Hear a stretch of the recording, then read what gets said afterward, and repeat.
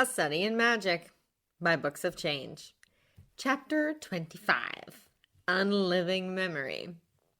Since Sherlock and John's howler, many students started to examine Lockhart's books more closely.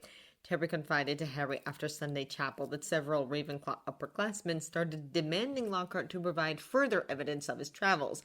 Harry himself noted many of his fellow Gryffindors started skipping Defense Against the Dark Arts as they started to see the inconsistencies Sherlock had pointed out. Lockhart took this as well as expected. The ashen face from the fateful Monday morning hardly left him, and he was rarely seen out and about. "I suppose he had it coming, considering," said Terry uneasily, "but the way it happened was very bad." Harry, whose first instinct to Sherlock's non-crime-related deductions was to cringe, didn't feel sorry at all. "Is there a nice way it could have happened?" he argued. Terry sighed. "No." They didn't discuss the matter after that. Harry had more pressing things to worry about. Many of the first years, and not just the Gryffindor ones, started following him around in the hallways between classes, as though they were convinced staying close to Harry would protect them from an attack. It did from the teachers a roaring trade in talismans, amulets, and other protective devices was sweeping the school. Neville Longbottom bought a large, evil-smelling green onion, a pointed purple crystal, and a rotting newt tail before Harry could tell him those items would not deter Slytherin's monster, and the other Gryffindor boys pointed out that he was in no danger either way. He was a pureblood, and therefore unlikely to be attacked. "They went for Filch first," said Neville, his round face fearful. "And everyone knows I'm almost a squib." Julia was still waiting on her Uncle Jason to respond to her request for a snake.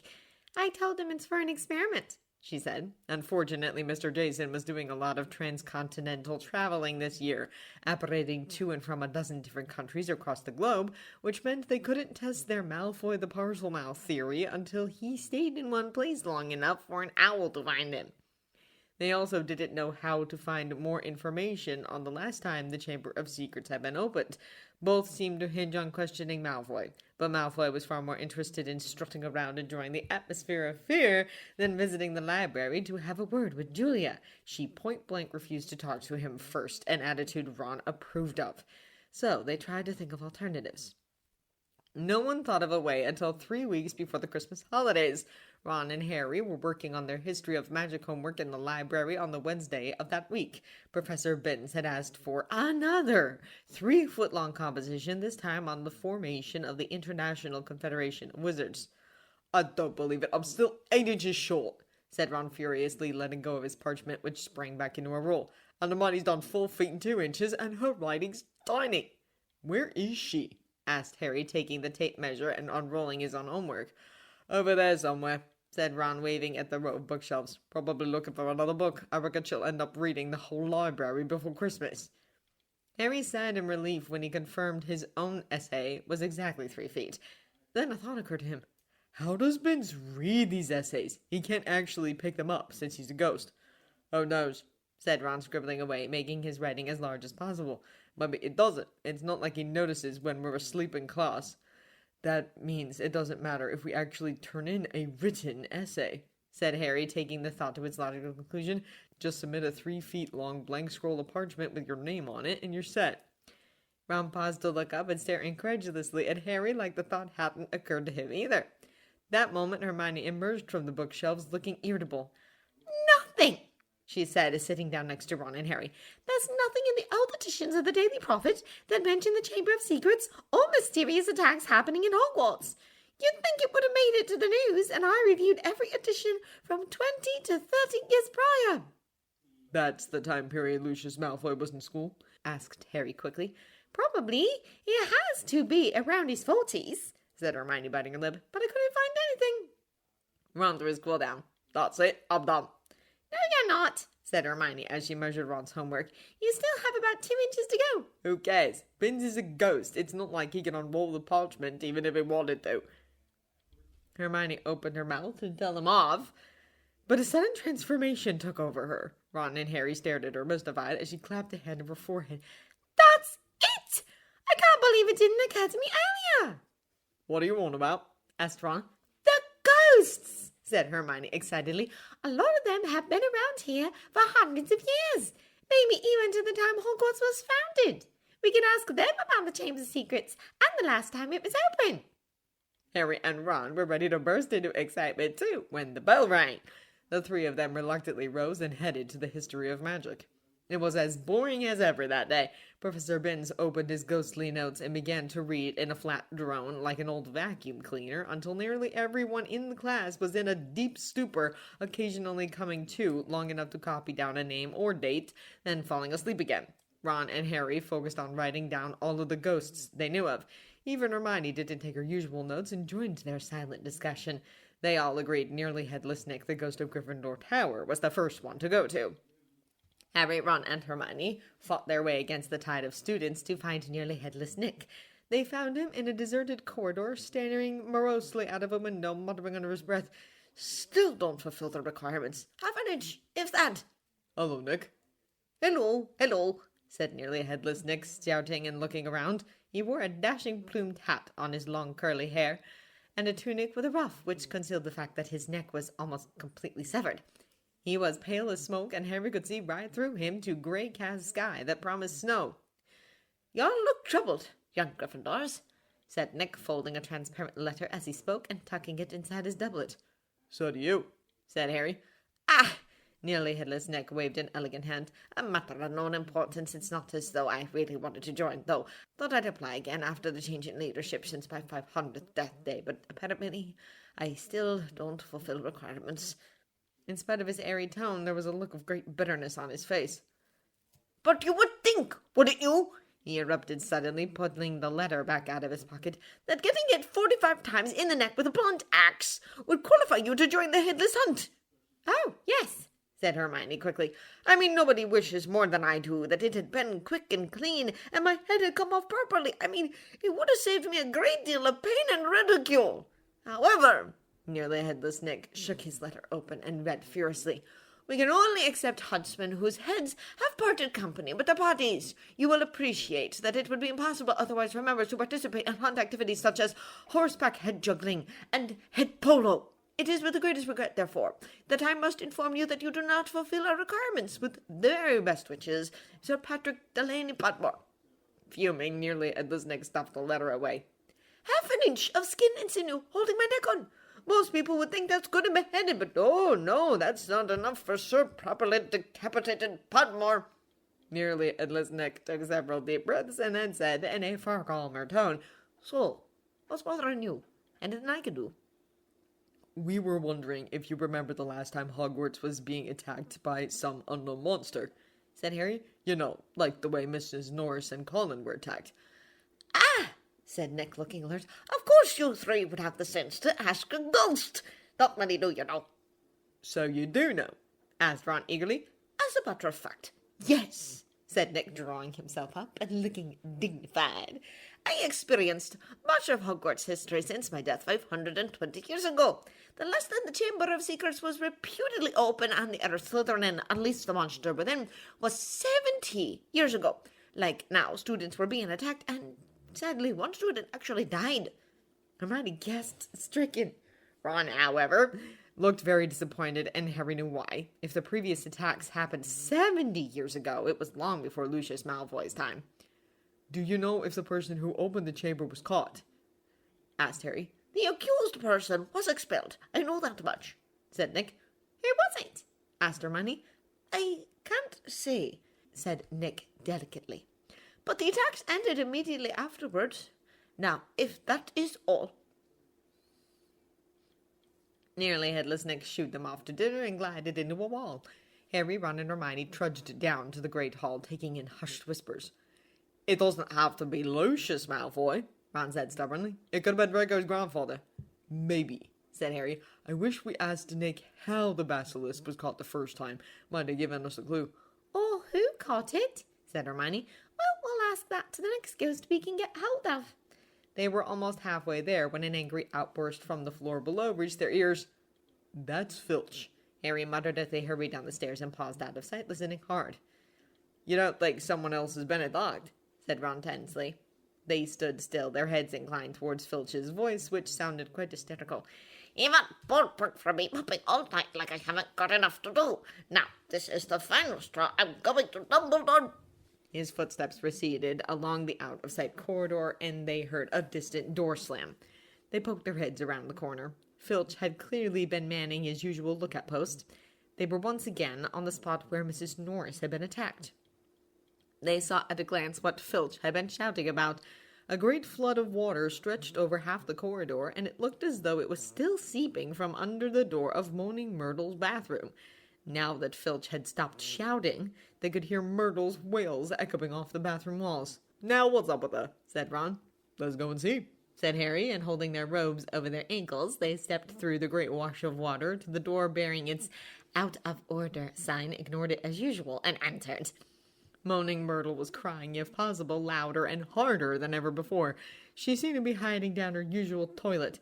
It was dark in the bathroom because the candles had been extinguished in the great rush of water that had left both walls and floor soaking wet. "What's up, Myrtle?" said Harry. "Who's that?" clucked Myrtle miserably. "Come to throw something else at me."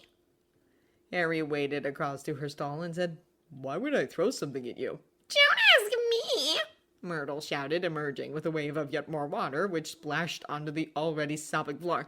"Here I am minding my own business, and someone thinks it's funny to throw a book at me." "But it can't hurt you if someone throws something at you," said Harry reasonably. "I mean, it'd just go right through you, wouldn't it?" He had said the wrong thing. Myrtle puffed herself up and shrieked, "Let's all throw books at Myrtle because she can't feel it. 10 points if you get it through her stomach.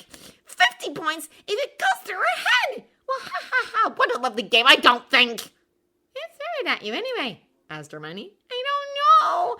I was just sitting in the U-bend thinking about death, and it fell right through the top of my head," said Myrtle, glaring at them.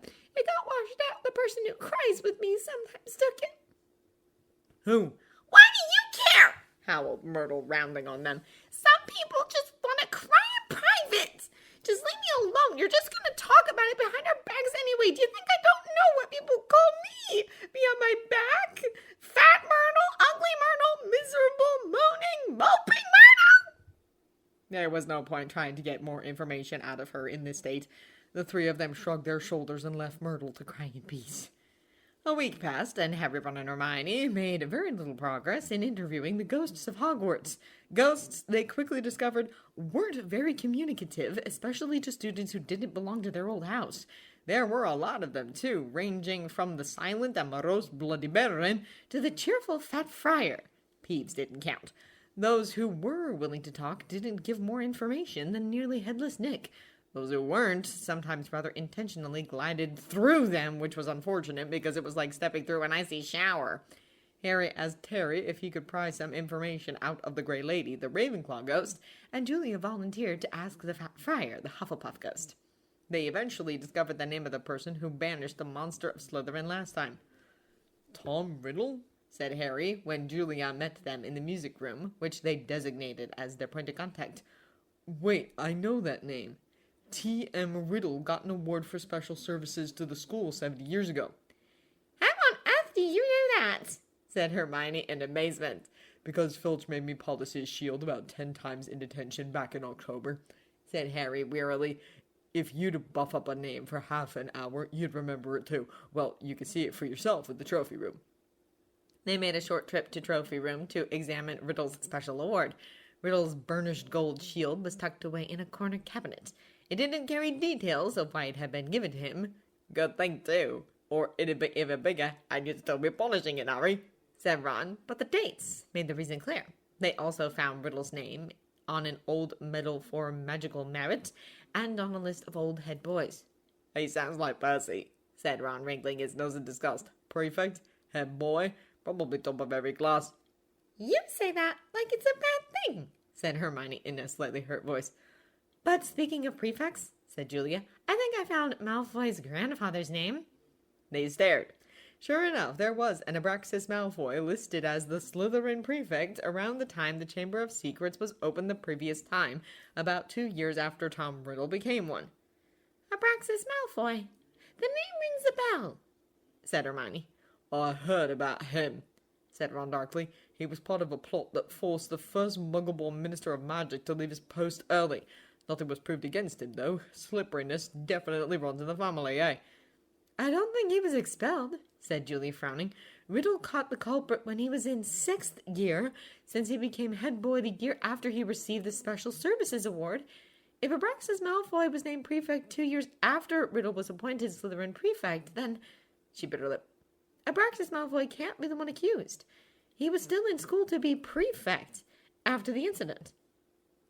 Maybe Riddle called the wrong person, said Ron. Both of them were Slytherin. They might have pulled it together and framed someone else.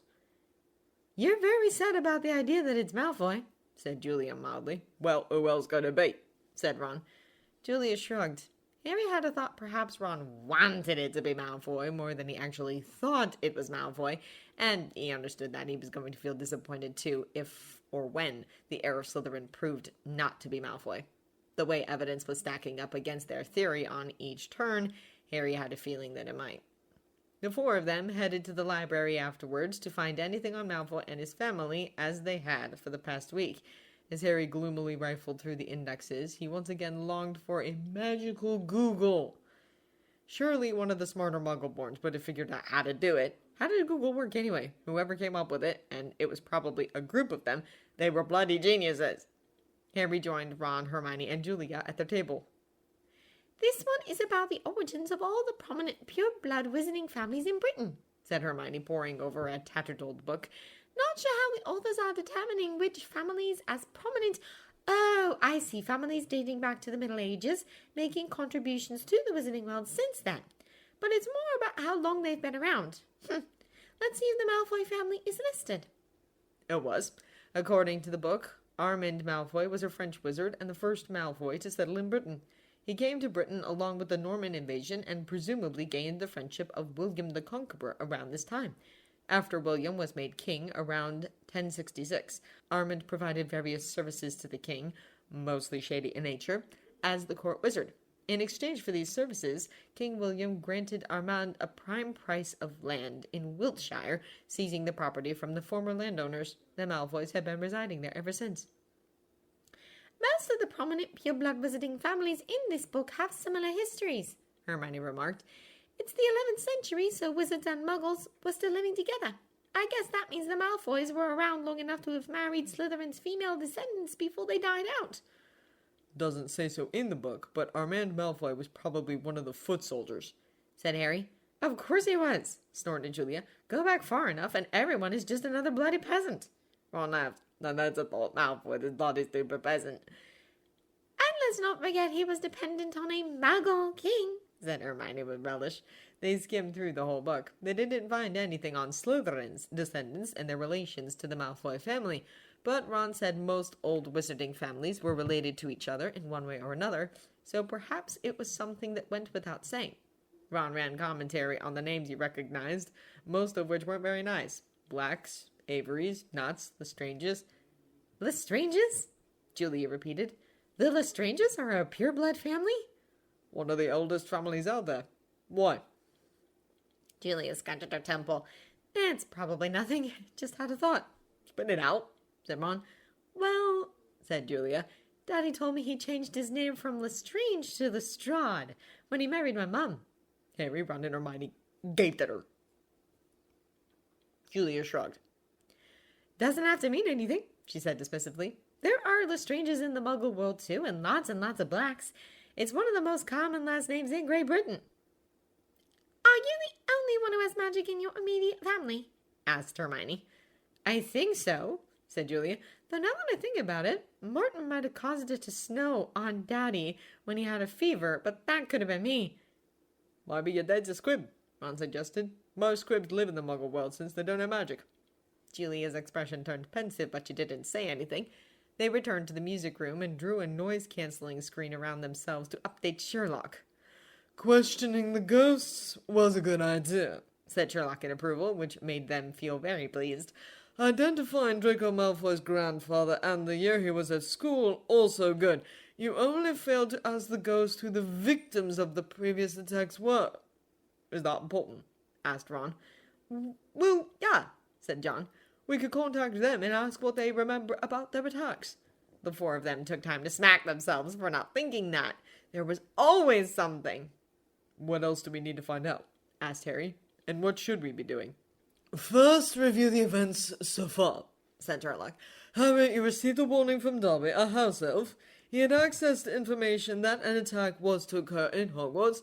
He was under enchantment that disavows him from telling you exactly who and what, but it doesn't stop him visiting and giving you a warning. And he has done so twice at his own risk. Conclusion. Dobby, however misguided, is on your side, unlike the plotters, who in the balance of probably are Dobby's masters. They nodded. House elves reside in large residences, such as manors and castles, Sherlock continued. Dobby said that he belongs to a wizard family, a rich one since they own a manor house, at the very least. The attacks themselves are rooted in the pure-blood superiority agenda of Slytherin. What then can you expect from the plotter of the attacks? To be from an old, wealthy wizard family that adheres to the pure-blood agenda, said Hermione promptly. Someone like Malfoy, Ron added. Yes, someone like Malfoy. You're making the correct distinction, said Sherlock ironically. The plotter also has access to Hogwarts. But how much access to Hogwarts does the plotter need to orchestrate the attacks? This leads to the question of how the attacks are being orchestrated. Is it directed by the plotter, or is there an agent working for the plotter who only planted the agent? There are too many variables on this, but the fact a basilisk is being used narrows down the scope considerably. The one leading the attacks must have the ability to talk to snakes. But we know that already, said Ron. That's why we've been waiting for Julia's uncle to send us a snake, so we can check if any of the students here can speak Parseltongue. Oh, for God's sake, growled Sherlock. Are you a magical or not? Can't you just conjure a snake with magic? They gaped at each other before ducking their heads in shame. How did they not realize this? Now do you know what to do? Asked Sherlock, sounding deeply aggravated. Find the victims of the last basilisk attack, look up a spell that will let us conjure a snake, and check if anyone who fits the description of the attacker can speak to snakes, Hermione answered. And find the right opportunity to do it, said John. Randomly flinging snakes at people is just not on. Why not? Sherlock asked, as if there was nothing wrong with flinging snakes at people for the sake of a case. John sighed. We want to find out who did this, not make people suspect Harry and his friends are responsible. Why would anyone think that? Because most of the students are teenagers who haven't learned how to think, explained John patiently. Now go on, look it up. Harry, I'll text you later. John texted later that night as promised after all of the boys in Harry's dormitory fell asleep. I know you're still worried about the London Zoo incident. DTL. Harry worried his lower lip as he replied back. Do you think I'm... No, we know it's not you. DTL, DPR. But someone can be making me. Can't tell if I have a gap in my memory. Harry paused and added, I'm not Sherlock. No, you're a wizard and a very good one at that. You can find a way to stop people from erasing our memories. Harry's eyes went wide, like a protective shield. Yes, look it up while you're searching for the snake spell. By the way, make sure you don't speak to any. DTL. Harry went onto the covers after deleting all of John's texts marked DTL, delete this later, and all of his replies John marked as DPR, delete previous reply, and reading the final notes. You're in the wellspring of magical knowledge. Use your opportunities well. Sherlock, you can do it. I know you can. Just be careful. It took them less than 2 days to find a spell that could conjure a snake. Julia found a jinx called Seven Sortia in Curses and Counter Curses. Bewitch your friends and befuddle your enemies with the latest revenges. Hair loss, jelly legs, tongue tying, and much, much more. By Professor Vindictus Viridian that fit the bill perfectly. The next step was learning the curse. I don't think I should risk it, said Ron. Not with my wand like this. That moment, his cracked and spell-taped wand started whistling loudly. Julia just whipped out her wand, which stayed stubbornly silent and unresponsive, no matter what she did. Thus, Hermione and Harry worked on learning the jinx. Hermione took the precaution of learning the counter jinx first, and Harry was careful not to look at the resulting snake. Within a day, Hermione and Harry mastered both the jinx and the counter jinx, so they directed their attention to plotting ways to use the jinx on Malfoy. The trick was to surprise him into speaking Parseltongue without any of them getting caught. This was a lot more difficult than they initially imagined. Malfoy was always flanked by his two bait-for-brains friends, Crabbe and Goyle, and often in the company of other Slytherin students. Harry found an opportunity the week before Christmas holidays from an unexpected venue. Harry, Ron, and Hermione had just returned to the Gryffindor common room after another long afternoon of plotting and practicing in the music room when Seamus Finnegan and Dean Thomas beckoned them over, looking excited. "They're starting a dueling club," said Seamus. "First meeting tonight at 8 o'clock. I wouldn't mind dueling lessons. They might come in handy one of these days." "Look out," said Ron, but he still looked interested. "Could be useful," he said to Hermione and Harry as they settled at an empty table. "Shall we go?" Harry and Hermione were all for it, so at 8 o'clock that evening, they hurried to the Great Hall. The long dining tables had vanished, and a golden stage had appeared along one wall, lit by thousands of candles floating overhead. The ceiling was velvety black once more, and most of the school seemed to be packed beneath it, all carrying their wands and looking excited. "I wonder who'll be teaching us," said Hermione as they edged into the chattering crowd. "Someone told me Flitwick was a dueling champion when he was young. Maybe it'll be him." "As long as it's not," Harry began, but he ended on a groan. Gilderoy Lockhart was walking onto the stage, looking a bit paler than usual, but resplendent in robes of deep plum and accompanied by none other than Snape, wearing his usual black. Lockhart waved an arm for silence and called, "Gather round, gather round. Can everyone see me? Can you all hear me? Excellent! Now Professor Dumbledore has granted me permission to start this little dueling club, to train you all in case you ever need to defend yourselves, as I myself have done on countless occasions. For full details, see my published works." "Someone looks like he regained his ego," Harry muttered as he watched Lockhart flash a wide smile. "Let me introduce my assistant, Professor Snape," said Lockhart. "He tells me he knows a little bit about dueling himself and has sportingly agreed to help me with a short demonstration before we begin. Now, I don't want any of you youngsters to worry. You'll still have your potions master when I'm through with him. Never fear." "Wouldn't it be good if they finished each other off?" Ron muttered in Harry's ear. Snape's upper lip was curling. Harry wondered why Lockhart was still smiling. If Snape had been looking at him like that, he'd have been running as fast as he could in the opposite direction. Lockhart and Snape turned to face each other and bowed. At least Lockhart did, with much twirling of his hands, whereas Snape jerked his head irritably. Then they raised their wands like swords in front of them. "As you see, we are holding our wands in the acceptive combative position," Lockhart told the silent crowd. "On the count of 3, we will cast our first spells. Neither of us will be aiming to kill, of course." "I wouldn't bet on that," Harry murmured, watching Snape baring his teeth. 1, 2, 3! Both of them swung their wands above their heads and pointed them at their opponents. Snape cried, "Expelliarmus!" There was a dazzling flash of scarlet light, and Lockhart was blasted off his feet. He flew backwards off the stage, smashed into the wall, and slid down it to sprawl on the floor. Malfoy and some of the other Slytherins cheered. Hermione was dancing up tiptoes. "Do you think he's all right?" she squealed through her fingers. "Who cares?" said Harry and Ron together. Lockhart was getting unsteadily to his feet. His hat had fallen off, and his wavy hair was standing on end. "Well, there you have it," he said, tottering back onto the platform. "That was a disarming charm. As you see, I've lost my wand. Thank you, Miss Brown. Yes, an excellent idea to show them that, Professor Snape, but if you don't mind my saying so, it was very obvious what you were about to do. If I had wanted to stop you, it would have been only too easy. However, I felt it would be instructive to let them see." Snape was looking murderous. Possibly Lockhart had noticed, because he said, "Enough demonstrating. I'm going to come amongst you now and put you all into pairs. Professor Snape, if you'd like to help me." They moved through the crowd, matching up partners. Lockhart teamed Neville with Justin Finch-Fletchley, but Snape reached Harry and Ron first. "Time to split up the dream team and its cohorts, I think," he sneered. "Weasley, you can partner Finnegan. Potter—" Harry moved automatically toward Hermione. "I don't think so," said Snape, smiling coldly. "Mr. Malfoy, come over here. Let's see what you make of the famous Potter. Miss Lestrade, you can partner Miss Parkinson, and you, Miss Granger, you can partner Miss Bulstrode." Malfoy strutted over, smirking. Behind him walked Pansy Parkinson and a Slytherin girl who reminded Harry of a picture he'd seen in Holidays with Hags. She was large and square, and her heavy jaw jutted aggressively.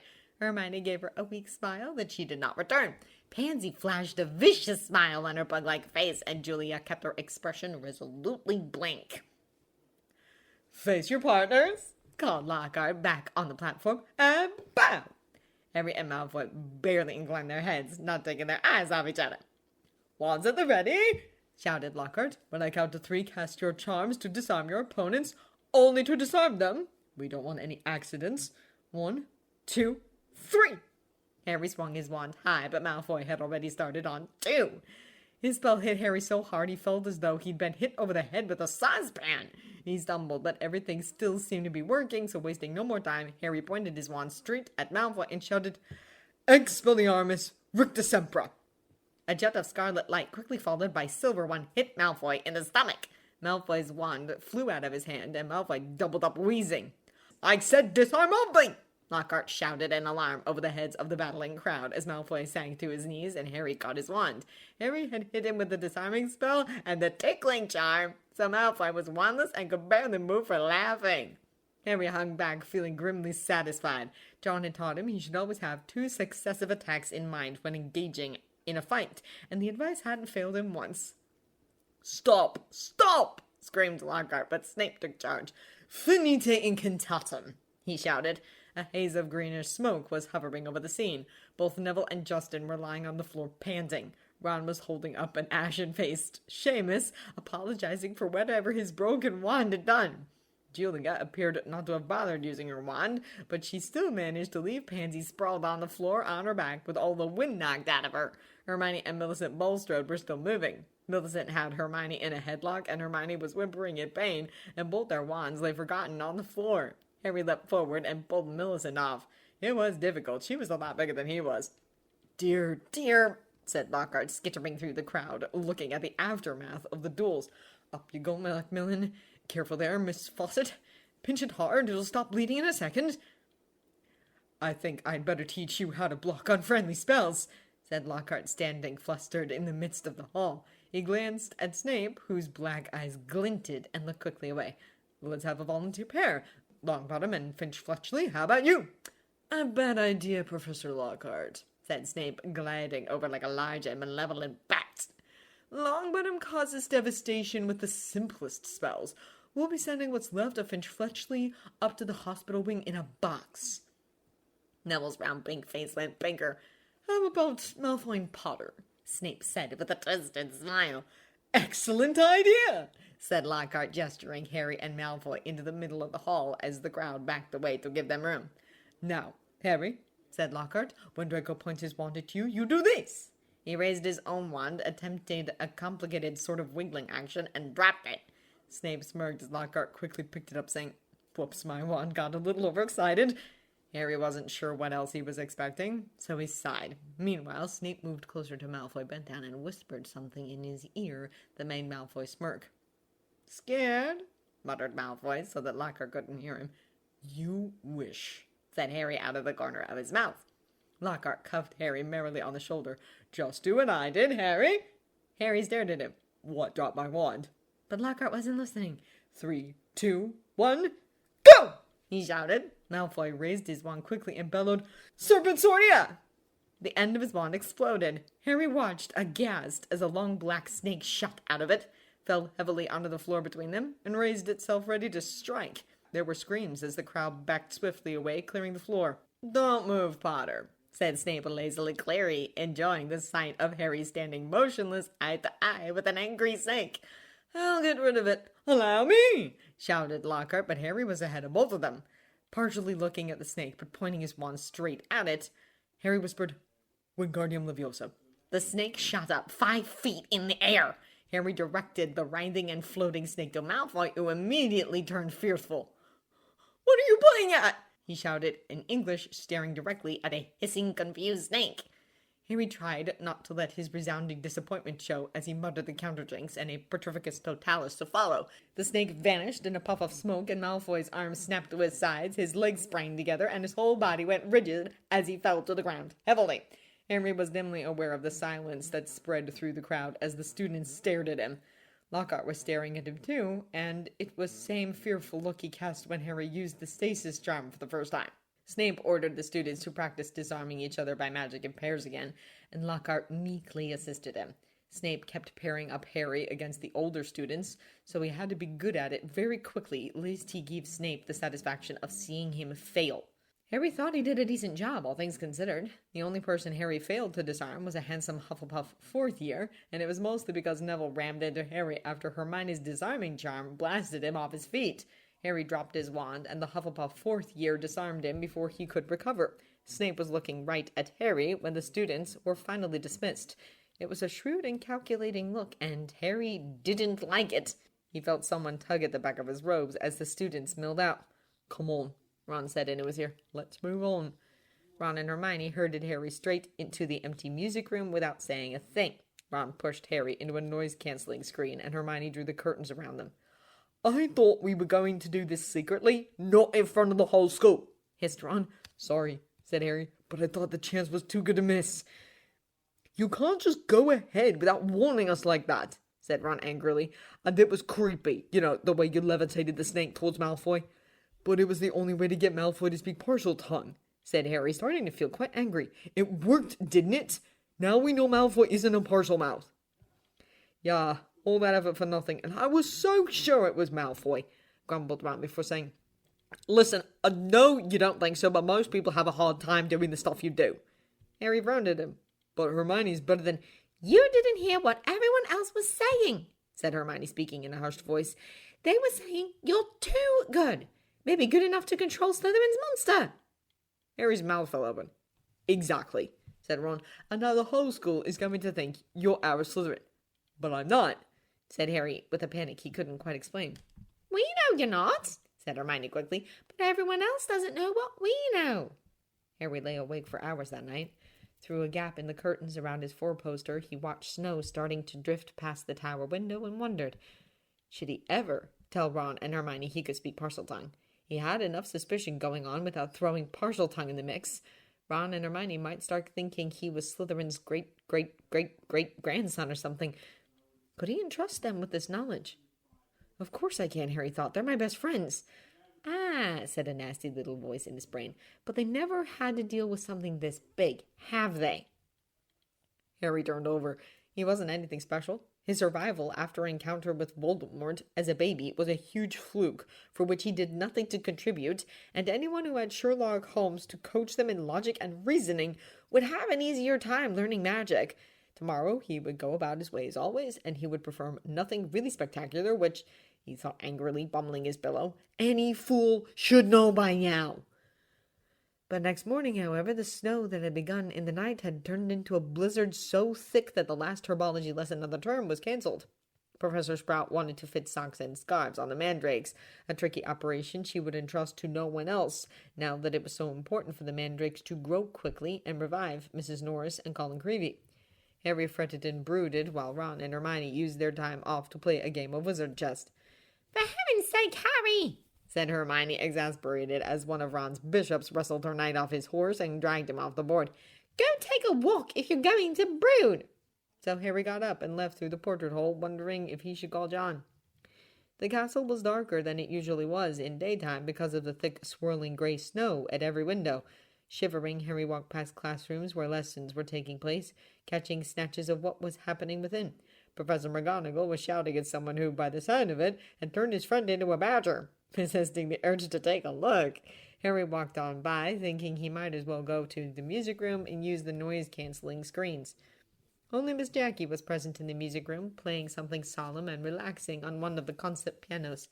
She looked a bit absurd, wearing a gigantic white puffer jacket that made her look like a marshmallow monster had partially digested her, and the black micro-fleece trousers and gray Ugg boots that did little to hide her bony legs and tiny feet.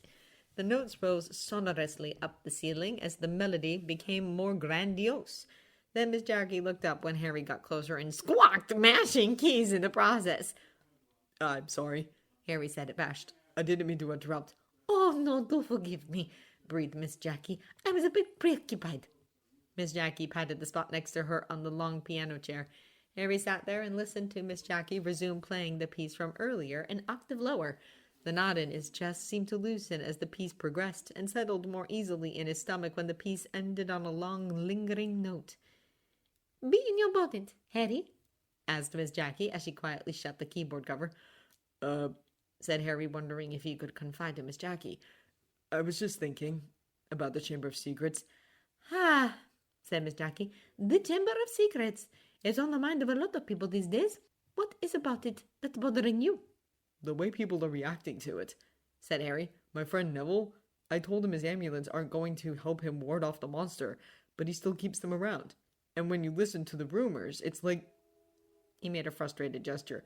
How could he explain the way people believed in the most outrageous things? Everyone is ready to jump at any suspicious-looking sign, not pausing to think if it's actually suspicious or not, asked Miss Jackie. Harry lit up. Yes, that exactly. Why can't people think? Miss Jackie just smiled at his explosive reaction. It's not easy, the situation, she said. People are afraid, and understandably so. Anyone who stands out can fall under suspicion. A bad time for people who are rubbish at picking up cues. She smiled ruefully. I'm afraid I've made myself look suspicious, using my duplication spell freely as I have. I've been told there is some rumor going on that I may be using my duplicate to attack people and stay above suspicion. But you only use your clones for work, and your clones can't even use magic, said Harry indignantly. Am I? asked Miss Jackie mildly. Can you prove it? What is your evidence? Harry frowned. Why are you... You have to see this from the outsider's perspective, Miss Jackie explained. These are the sort of questions I would raise if I found someone suspicious, so I should be prepared to answer them myself. If I can't give an answer, I shouldn't expect an outsider to just take me at my word. They don't know me, after all, and I'm just another human being as capable of lying and hiding as they themselves are. At the very least, I need to give people no excuse to hold onto their opinions. Harry looked down at the keyboard cover. Miss Jackie had a knack of raising uncomfortable questions that made you question your shallow thinking. So what are you going to do? He asked. The only thing I can do, said Miss Jackie, invite people to examine me. Harry stared at her. You're not afraid of people drawing the wrong conclusion? No, said Miss Jackie. I have nothing to hide. I have no reason to fear scrutiny. If my questioners reach the wrong conclusion, then I will question my questioners. They are just as obligated as I am to provide answers. But if everyone gangs up against you? So be it, said Miss Jackie, sounding unconcerned. I have friends and family whom I can trust and confide in. Thank you for the reminder, Harry. I almost forgot that I should share this at small group next Tuesday. You tell them about Hogwarts? asked Harry, slightly surprised. As much as I am able. It's a funny thing sharing my life here to them, said Miss Jackie smiled. Not because I have to hide the magic bits, but because sharing my heart isn't something I do naturally. My first instinct is to keep the ugly stuff to myself and spare others my troubles. But those girls, especially Ellen, she chuckled, they get upset when I hide things, which I'm sorry to say happens often. In my effort to hide the things they can't know, I end up hiding everything, which is really not on. She grinned self-deprecatingly. I keep making the foolish mistake of not even trying to help them understand. It takes a lot of effort, reminding myself to not be stupid out of habit. Of course I can tell my friends Hogwarts is facing a threat.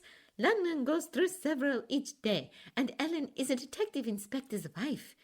If anyone knows how to weather bad times and bad news, it's her. And of course I can tell my friends I feel sad that, despite my efforts, students still hold me in suspicion. Don't we all go through that kind of misunderstanding? Shouldn't I go to the people who won't misunderstand me? Harry nodded. When it was put this way, it made sense. Some people think I'm the heir of Slytherin, said Harry, feeling as though he should, and indeed could, share this. I don't get it. How can I be the heir of Slytherin when I'm Gryffindor? He remembered the Sorting Hat's words again. He stopped. Did the Sorting Hat consider putting you elsewhere? asked Miss Jackie gently. Harry nodded glumly. It happens, said Miss Jackie. Jason and Jeremy got sorted into Slytherin after the Hat offered Hufflepuff and Ravenclaw as alternatives. Oh, yes, she said at Harry's shocked face. My sister Cecilia was sorted into Slytherin too. No one else attended Hogwarts in my family, so I can't say if Julia is an anomaly or not. Harry kept shaking his head in shock. He didn't know Mr. Jason and Mr. Jeremy that well, but they had a completely different vibe from the Slytherins he knew, so he assumed they'd been sorted into Hufflepuff just like Julia. My brothers are very goal-oriented, said Miss Jackie. Jason wanted to be a celebrity chef and own a chain of restaurants and hotels since he was 5. Jeremy is determined to start his own fashion brand and is aiming for both the Muggle and Wizarding world markets. Their goal is their main thing. Hard work, courage, and intelligence are just means to achieve it. So, Slytherin it is. And your sister? She wanted to be influential, said Miss Jackie. She didn't care in what way or in what area. I don't understand. It's hard to explain without making it sound bad, said Miss Jackie, rubbing her neck apologetically. She was exceptionally powerful, and she knew it. Her goal was to make sure everyone else acknowledged it too. She couldn't settle down.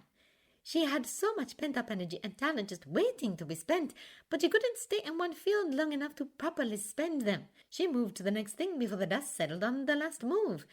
The world couldn't move fast enough for her, and that made her frustrated and angry. This sounded a lot like Sherlock, except Miss Cecilia didn't have the work.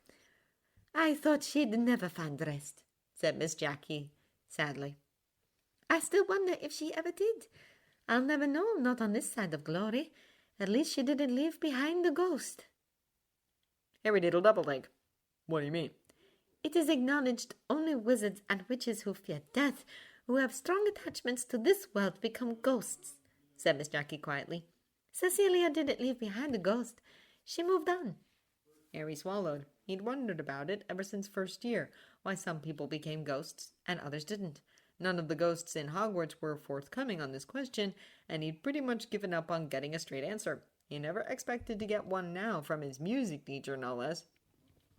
You talk as if ghosts aren't the actual person, Harry murmured. I'm convinced we are souls who have bodies, and our souls depart after death regardless of how much we want to stay, said Miss Jackie, looking at Harry through her fathomless eyes. Witches and wizards have magic, so they have more things to leave behind, unlike our Muggle brethren, who can only leave behind bodies. I think magical people can become ghosts, but the person's magic can linger on after they die as ghosts. But I'm just confusing you, aren't I? No, said Harry, feeling his way through his tangled thoughts. so you think ghosts are just a person's magic, walking and, moving and talking like they used to? Like a memory, said Miss Jackie, nodding. An unliving, interactive memory, neither here nor there. Harry stayed a little longer after this conversation. Miss Jackie gave him a mug of hot chocolate with plenty of fresh whipped cream on top and talked a bit more about ghosts. Then she played a couple of songs on the violin for Harry to consider practicing after the holidays.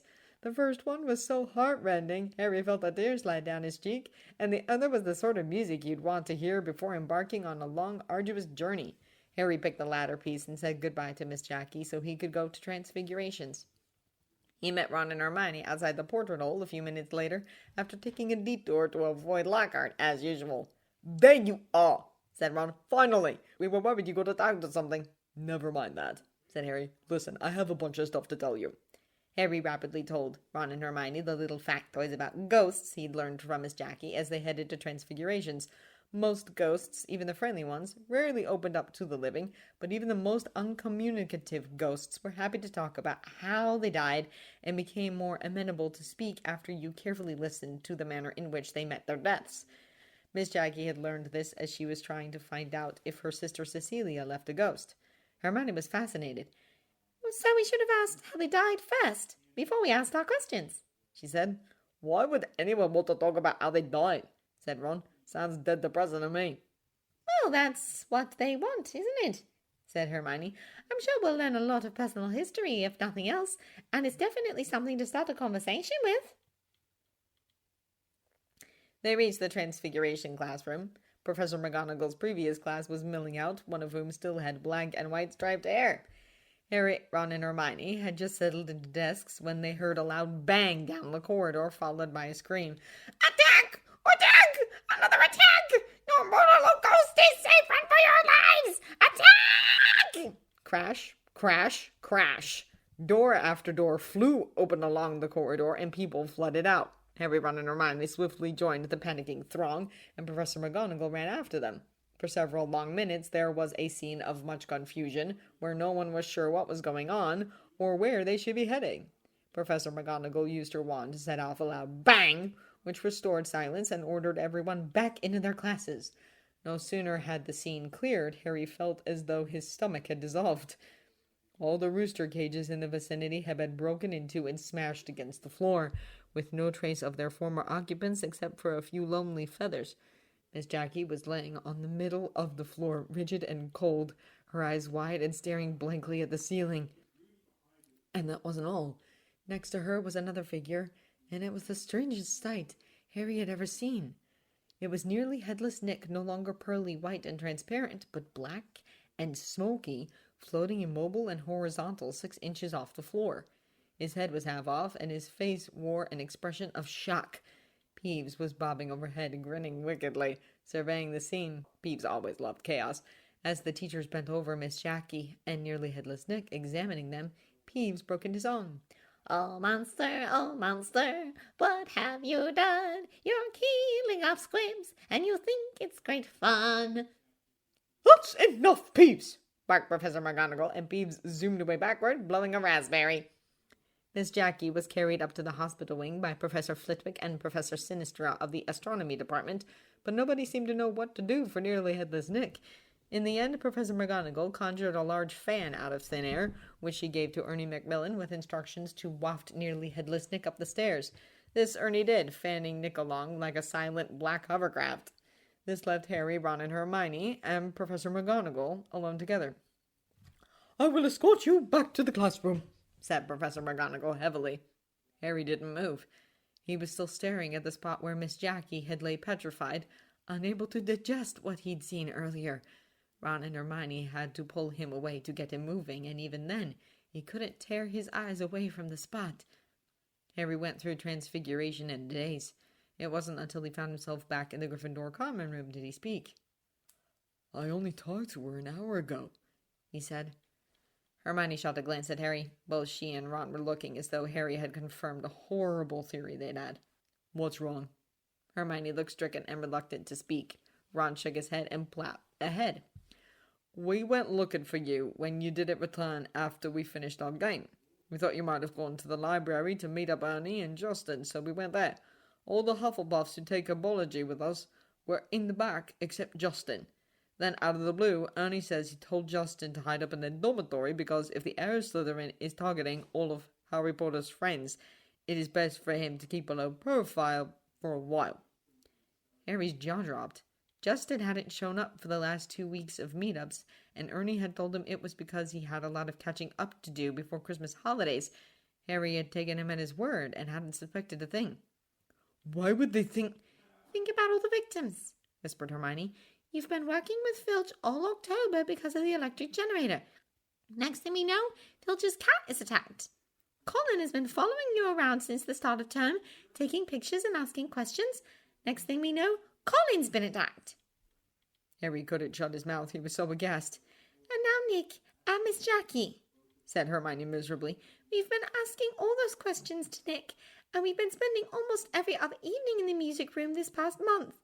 Even before that, you were there every day to recharge your phone or have violin lessons. It's not hard to notice every single person who's been attacked so far spent a lot of time with you. Harry felt sick. This was worse than wondering if he was the heir of Slytherin, moreover. Ernie's been thinking about this for weeks, and he didn't tell me? That's what I said, snarled Ron. Do you know what Ernie said to me? He said at least he wasn't like Zachariah Smith, who actually thinks you're the heir of Slytherin. Seriously, what's wrong with these people? Harry buried his face in his hands. He couldn't take it anymore. But there is some good news, said Hermione in a rush. Susan disagrees with Annie and Smith. She said it's cowardly and stupid to alienate you when you're clearly working hard to solve the mystery. The 4th year you dueled yesterday, Cedric Diggory, said Susan is right. Oh, and Julia said she kicked Zachariah Smith between the legs when he went on about his theory that you're the heir of Slytherin in the Hufflepuff common room. The last one bit of information made Harry let out an involuntary snort of laughter. Then, after taking several deep breaths, Harry looked up. Do you want to take a break too? Don't be stupid, said Ron. We're going to finish this together, said Hermione firmly. Harry smiled weakly, warmed a little bit at his friend's solidarity, but that didn't make him more optimistic. They've spent an entire month blundering around trying to find clues, and had barely made any progress on their own. In fact, Harry thought miserably they were right where Sherlock had left them a week ago. The problem was that they couldn't see the sort of things Sherlock could see and make the connections he could make. I wish, said Harry. I wish Sherlock could take a look in person. For just 10 minutes. No, 5 minutes. He'd figure it out in a minute, Ron agreed. But he's a muggle, said Hermione. There's all sorts of spells and enchantments in and around Hogwarts to keep muggles from figuring out it exists. Even if we bring him here, the muggle-repelling charms in the castle will scramble up his senses and make him think he has some urgent appointment elsewhere. He never has appointments like that, Harry muttered. The point is, said Hermione, pressing on, there's too many things that'll work against him. Besides, Dumbledore will get in trouble, huge trouble. Bringing a muggle into Hogwarts is going to be a huge violation against international statute of secrecy, no matter what the cause. But if the heir of Slytherin isn't caught soon, there won't be a Hogwarts to go to, Harry shouted. Don't you see? They'll close it down. We'll all be sent home, and there won't be anyone left to figure out who did it. Maybe the Ministry of Magic will open a new school, but to make sure something like this doesn't happen again, they might stop taking in Muggleborns. Do you want Slytherin to have his way? He glared at them. You're right, Harry, said Hermione in a small voice. We don't. It's Christmas holidays in a few days, so there's going to be less people about in the castle soon, said Ron. Perfect timing. We have to figure out how to bring him here in secret and stop the Muggle-repelling charms from messing up his head, said Harry. There has to be a way. There is a way, said Hermione suddenly, her face shining. Miss Jackie's anti-magic barrier. If we wrap him up in a cloak soaked in the anti-magic solution, we might be able to bring him here through the Flu network. Miss Jackie probably improved the solution since the last time. We just need a notes. There was no time to waste. The three of them stood up and raced to the music room.